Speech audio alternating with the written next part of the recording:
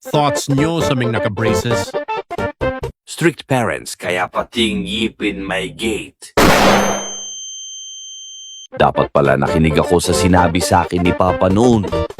Bakit? Ano ba sabi ng papa mo? Hindi ko alam, kaya nga dapat nakinig ako eh.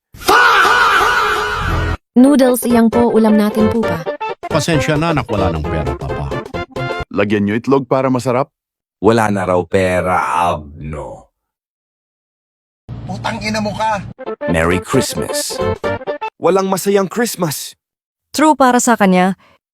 Sobrang sakit pala mawalaan na minamahal sa buhay. Condolences. Anong tawag kapag ang laptop mabagal mag-start? Ano daw? Kailangan i-upgrade? Seryoso, Gagi. Ay, sorry, kala ko joke yan, hahaha. Anong tawag kapag binaliktad mo ang ilong? Ano? Reverse, haha.